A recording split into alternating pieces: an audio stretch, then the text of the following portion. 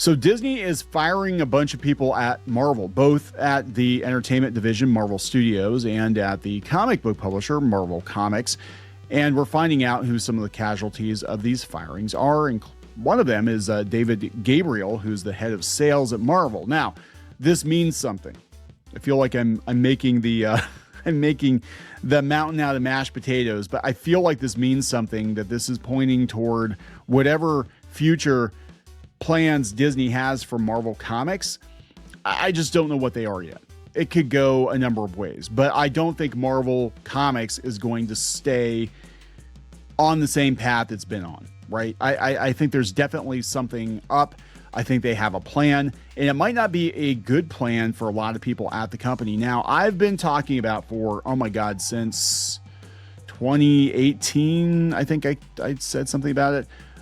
The idea that Marvel could someday outsource. This was coming from a contact I had at Disney Publishing Worldwide. Again, people seem to forget I worked in comics for a long time. I worked on Disney Comics for damn near 20 years, off and on different publishers who had the license. I was a licensed Disney artist. I worked on a lot of stuff behind the scenes. I was like production guy. I mean, we worked on metric tons of comics. And how Disney works is that they license the comics out to different publishing houses, right? And a lot of times, those stories get a code, and then if somebody else comes along and gets the license, Disney owns all that material. So just, they get to republish all the comics, right? But I'm not going to bore you with all the details. The long story short is that Disney does not typically produce its own comics in-house. They have multiple publishers that produce those comics for them, and then they own those comics. It's a win-win for Disney. Like, they own everything that publisher produces while they have that license, and also that publisher pays Disney for the privilege of making those comics. So where the publisher makes the money, obviously, is if the characters are popular enough and the books are popular enough, they'll make money off of the sales. But it's like a one and done thing, right? They're not getting residuals on Disney comic stories they did 20 years ago. Disney owns all that stuff. Marvel Comics is not cheap to run. It's not cheap to finance. And there's a lot of filler stuff coming out every month. And right now they're getting their asses kicked by DC, like massively. I mean, it's not even funny. It's so weird. And it's so weird to see too, because we're going to talk about Rob Liefeld. Back in the 90s, it was very rare that a DC title broke the top 10.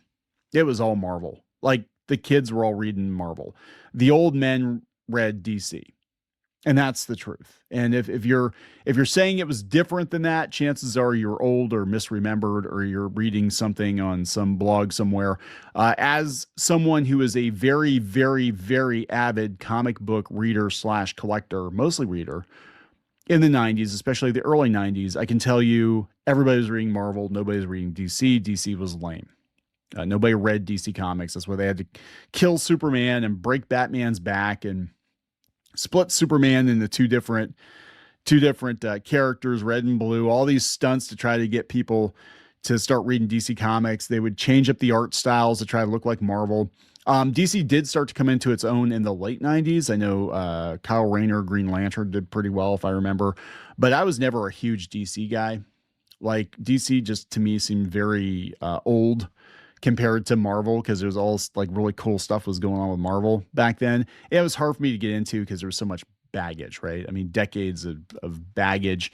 And it seemed like every DC comic back then like had crossovers with a shit ton of characters. I didn't know who they were, so I just kind of stuck with my Marvel books, right, for the most part. But yeah, things have definitely flipped, so we're going to talk about that. So before we get into it any further, please subscribe for more pop culture news, views, and rants, guys. Geeky sitting this one out. I think comic books bore her. They do, even though she writes them. It does. You look at something long enough, it's just like, it's crazy. So yeah, they laid a bunch of people off. It's not looking good. David Gabriel got laid off. This means something, and we're going to talk about this tweet from Rob Liefeld too. He is 100% correct. The X-Men should be one of the best-selling, if not the best-selling books in all of comicdom. And the fact that it's not even charting right now, for the most part, is criminal. But then again, they can't even get Amazing Spider-Man right. So it's coming from Comics Beat. Yeah. So as part of Disney's corporate layoffs, David Gabriel, the SVP SVP of print sales and marketing, is one of those like go. Heidi says she has now confirmed from multiple sources this is the case. There are more layoffs, including editorial, but I have not confirmed any names. Bleeding Cool had some of the names. I don't recognize those names, but good luck to them, I guess. Disney purged many higher ups in marketing throughout the company, so Gabriel fits that profile. But it's also a seismic change from Marvel in the direct market, where Gabriel was the guru of sales, respected among retailers, even as Marvel's sales stagnated. The direct market means nothing to them. Indeed, the question I've been asking everyone today is who will replace David Gabriel? It's come back with a single answer. I have no idea. I don't know if anybody's going to. I think this is part of a bigger plan that Disney has for Marvel Comics, and I don't think it's going to be good for some of the people at Marvel Comics. It might be great for the readers. In fact, there might be a seismic change at Marvel and the readers won't notice much of a difference. And you have to look at from Disney's point of view too, like, okay, the direct market basically collapsed. Diamond's gone. Comic shops are staying in business, not by selling comic books. I know some people would like to convince you that that's how they're staying in business. No, they're selling Pokemon cards and Magic cards and back issues and action figures and pretty much everything but new issues. That's how they're staying in business.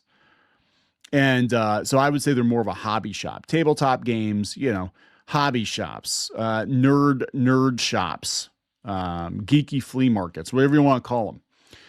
But that whole ecosystem, that Diamond ecosystem is done. So why would you keep this guy? And if you've got plans to change how you're going to distribute your comics in the future, or if you're going to distribute comics, monthlies at all, why would you keep this guy? Gabriel's a 23-year veteran at Marvel, rising from a small administrative job in marketing to the SVP, heading up all their efforts.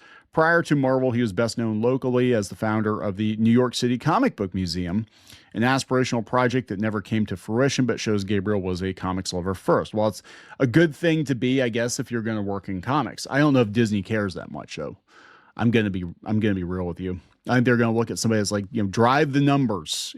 We need to see the numbers.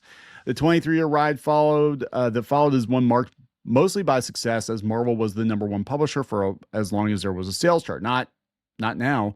The publisher soared behind the Marvel Cinematic Universe, the biggest film franchise ever, and a culture-defining moment for the teens. Yes. As the MCU is skyrocketing, Marvel made the baffling decision. This would be Axel Alonso, not Gabriel. Made the baffling decision to switch out all the heroes for DI replacements. Like, what are you doing? Like, everybody's going to watch Steve Rogers, and Tony Stark, and then you've got Riri Williams and America Chavez and the Purple Hulk or whatever. Oh, the Go-Gurt Hulk, is that what they're calling him now? Amadeus Cho. Yeah, like what are you doing? Like, what are you doing here? And that was one of the dumbest. And I remember he got cornered. I think it was 2017, 2018. He got cornered at New York Comic Con, and the retailers were pissed. They're like, yeah, you got Iceman's gay and you've changed everybody and I can't sell this shit. And I don't think they ever recovered from that. I think even though some of the books are objectively better, I think you broke the habit. People aren't going back, right? Gabriel also came in for criticism for relying on variant covers, endless relaunches, and even shorter runs of comics, with the recent 5 issues and relaunch trend showing diminishing returns. His tongue-in-cheek one death a quarter comment was a joke, but not really, and shows how he mastered the ebb and flow of fandom and sales. Just a terrible idea.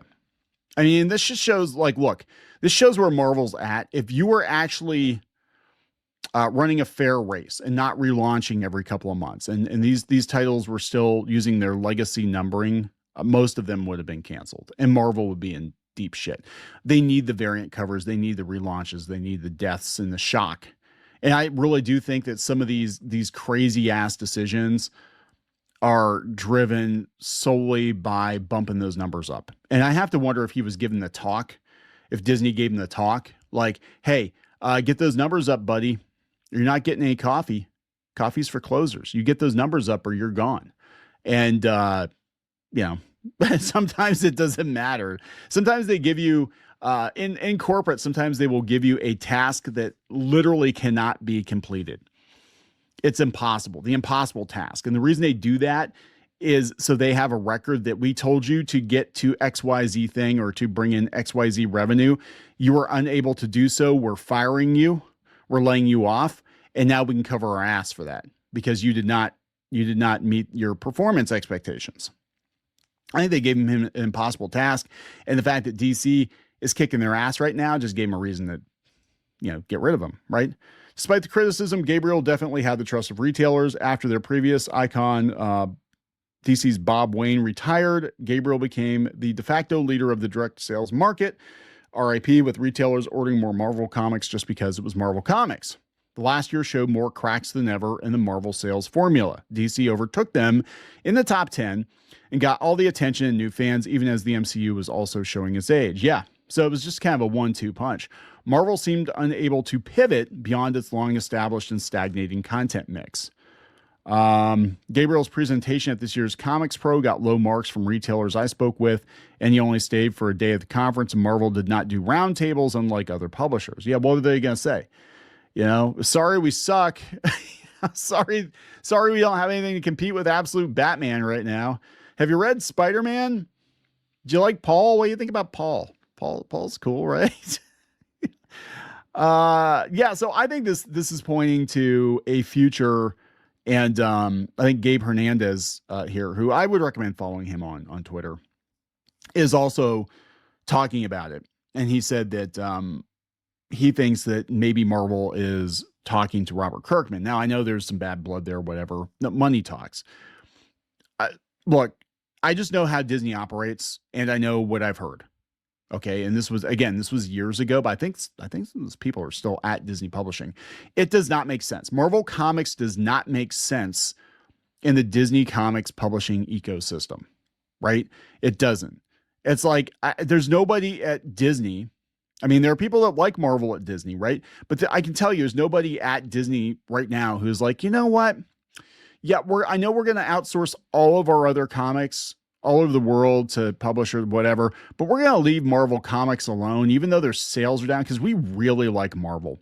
And we don't want to lay those people off. We don't want to, we don't want to be the bad guys. We at Disney don't want to be the bad guys. We're not going to, we could save a lot of money by just shutting Marvel down as a comic book publisher and then just outsourcing those comics. But you know what? We don't want to do that because we're nice. Hell no. Now, what's going to happen is they're going to look for cut, and they're clearly looking at Marvel. They're going to look for cuts, and they're going to be like, why do we bankroll the Marvel offices in New York? And it's not 307 Park Avenue South. I think they're actually sharing a building with Disney Publishing Worldwide. I think. Last time I heard they were. If that is the case, there's probably people there who are reporting back to Disney who are like, yeah, check this shit out. Dan Slott's just in there picking his nose, whatever. And Tom Brevoort's, doing whatever. And like, nobody's doing anything. And you're paying these guys these salaries, and what the hell's going on? I know how Disney thinks, and they're going to look at this and they're going to be like, you know what? We're going to outsource it. And then if we have a problem with individual creators or editors or whatever, they get gone. They don't get their license renewed. See also IDW. And they were testing the waters with IDW. They were. That's what that was all about. Those all ages books, that was a test to see if they could handle, I believe, the main line, and they failed. The next step will be if we're going to do monthly comics and we're committed to doing monthly comics, we're going to give them to somebody who actually can sell comics.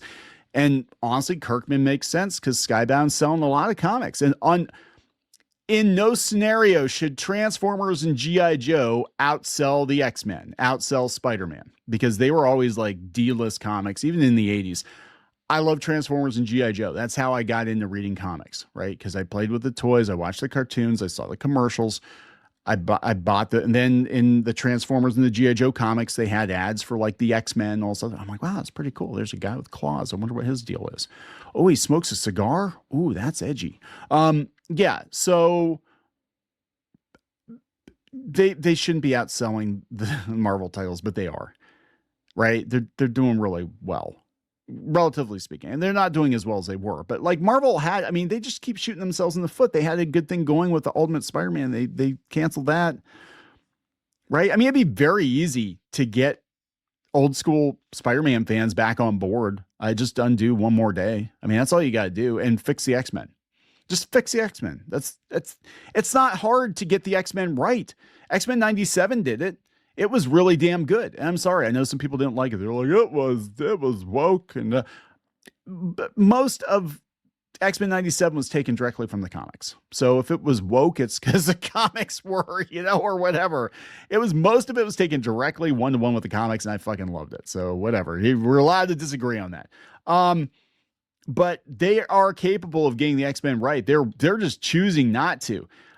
Putting somebody like Robert Kirkman in and putting the right creators on, Spider-Man, X-Men, Avengers, that would be amazing. No pun intended. The problem is that the current Marvel structure, which is spam out as many comics and as many covers and as many reboots as possible, that's not going to work anymore. And it might not work for retailers either, because you're not going to have as many comics coming out every month. That's the only path forward. I mean, they have to downsize. When I was a kid, I mean, granted, every comic sold a lot better, but there were like 20, 30 Marvel books, I think, a month, and I could buy like half of them with my lawn mowing money. And I did. I bought a lot of Marvel comics back then. And I remember thinking the Now comics were too expensive because they always had the Now comics at the 7-Eleven or whatever. And it was like, oh my God, hey, it's real Ghostbusters. But $1.50, $1.75 for a comic book, that's highway robbery. Like, oh, the paper's nice, but man, that's not worth it. I can go buy a Marvel comic for 75 cents. I can buy 3 Marvel comics for the cost of this one. I was so naive. And now they're freaking $5. Yeah.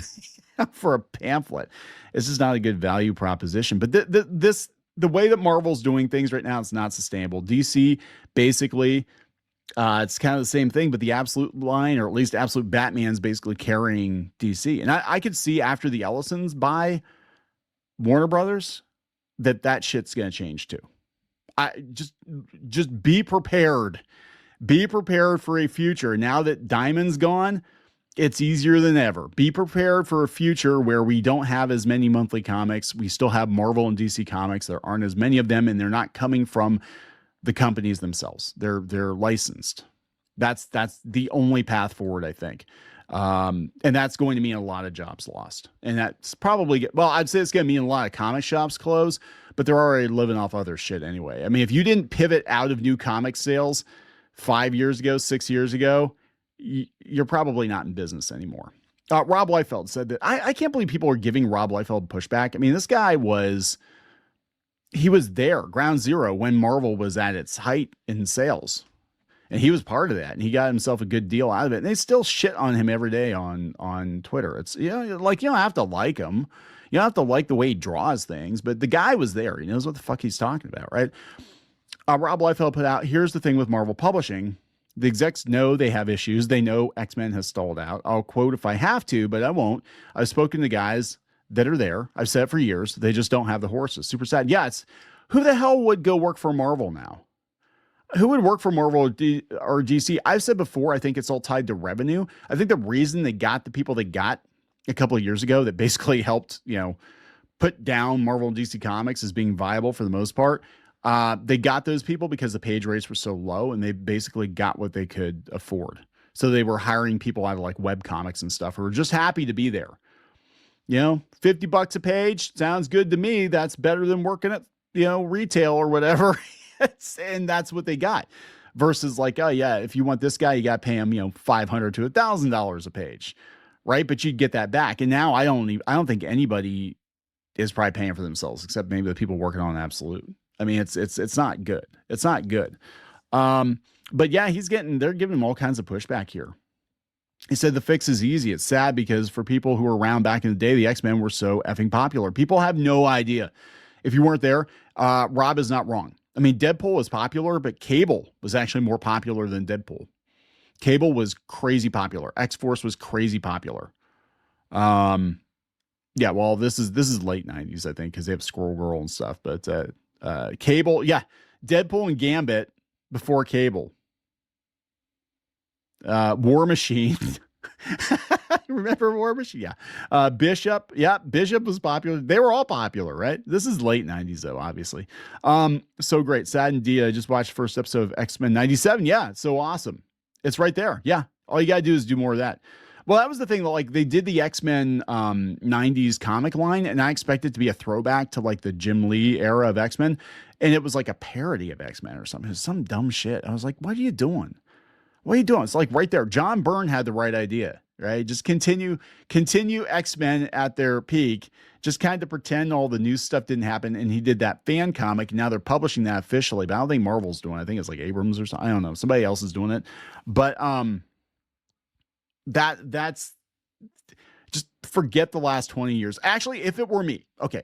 If it were me, if I were in charge somehow of Marvel Comics, I would say the last 20 years never happened. Maybe 25 years.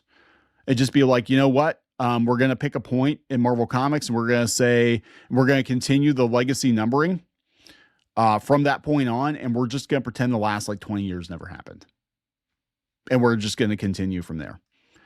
You can do it. I mean, they reboot every freaking other month. You can just say, hey, the last 20 years never happened.